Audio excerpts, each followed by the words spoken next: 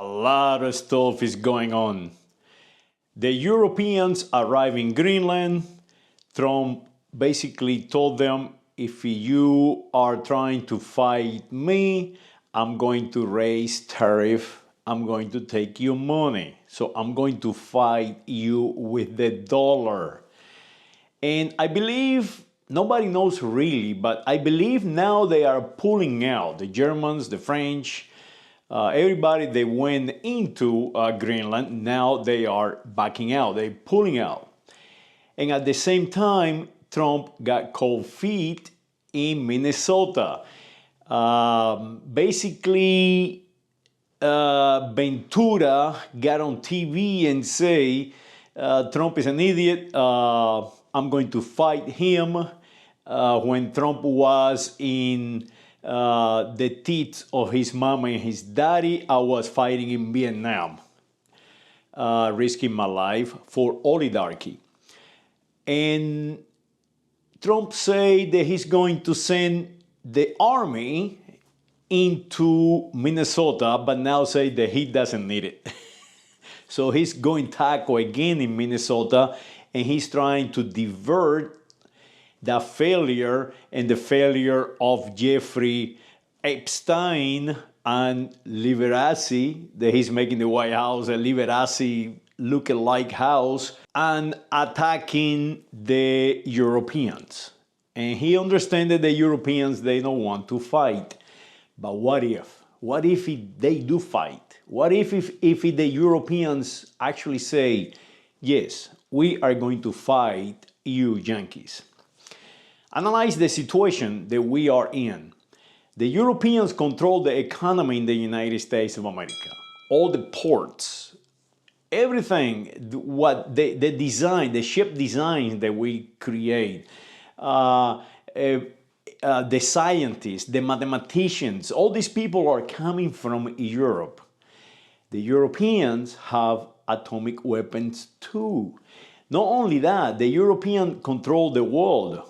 Not just the United States of America, they control Canada, Mexico, the Caribbean. When you go fishing in the Caribbean, you see the Spanish submarines and the French submarines and the Chinese submarines. You see everybody, the entire world is there. So what if they do fight? Who will be victorious? Well, I believe they will. And the reason is that they created us. We are created to have a balance on the planet. And that balance is no longer there. This balance of power that happened since the war in between the Kingdom of Spain and the United States of America is no longer there. And at that time, as a matter of fact, that as far back is the 1700s, when the United States of America was created for that purpose. And with that purpose, the Europeans fighting one another and creating these lands to have a balance. So the Europeans, by fighting one another, and after all this time, after 250 years, now they have realized, what have we have done?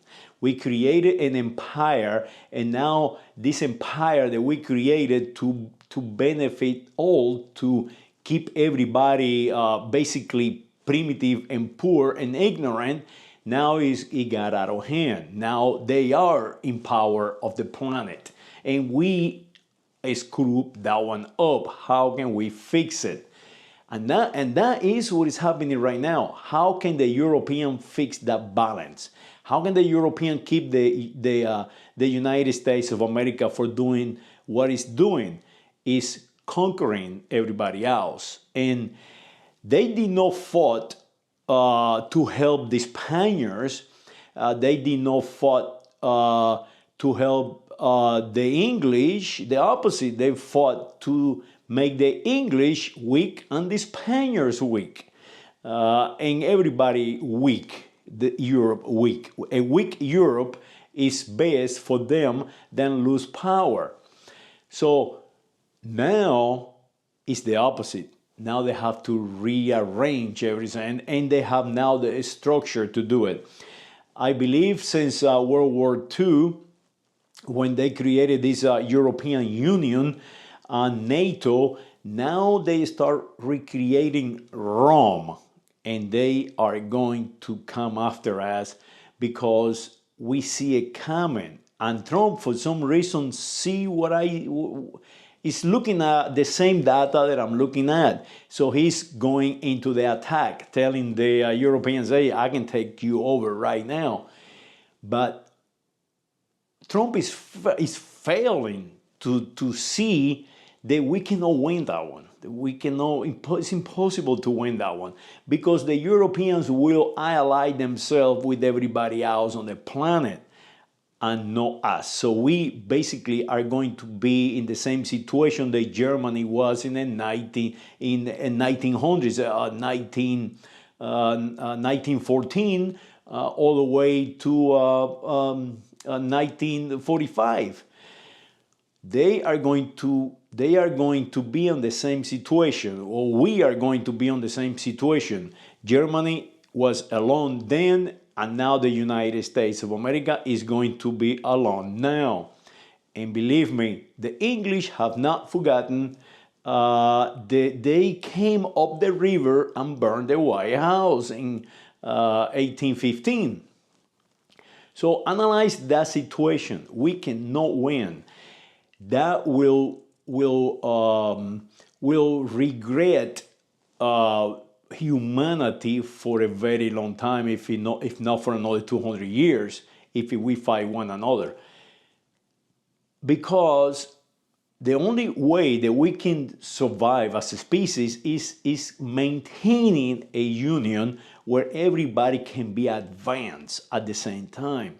And right now we're in the good position of doing that, except that Trump is attacking everybody else to take them over. And the Europeans, they don't know how to counteract it. So if they do fight, we are screwed. The whole world will be set back for 250 years, if not more, if it not destroy itself with nuclear weapons.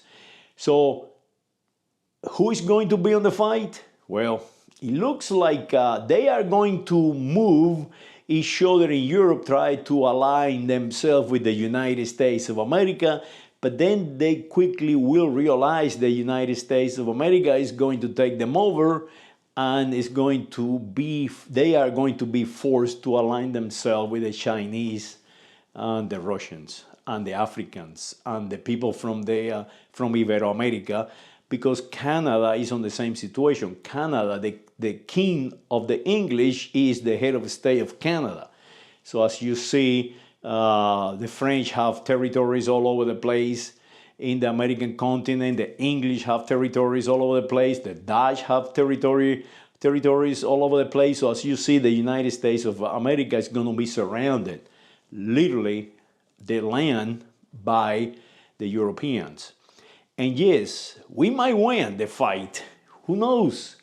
But it's going to happen in this land. The fight is going to be in the United States of America, on this land, because the Russians and the Europeans they are going to come in through Alaska, and Canada is going to support that invasion.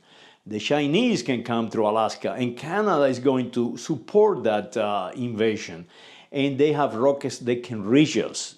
Not just the Russians and the Chinese, but also the Europeans. They can utilize the United States, Mexicanos, Cuba, and all these places against the United States of America. And that is what the data shows. A soldier without technology today is a dead man. So why risk that fight?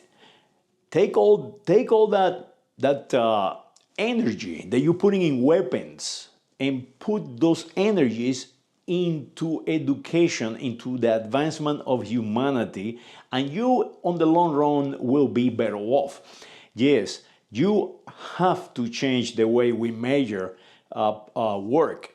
Yes, you have to change completely what we have done for the past 10,000 years, from slaverism to feudalism, capitalism, Nazism, communism, and now crazinismo, because that is what we have now. Nobody knows anything. Everybody is just fighting for a little peace and creating communities, some kind of communities like gay community that means happy, brown communities and black communities and white communities, and that will not work. That has not worked.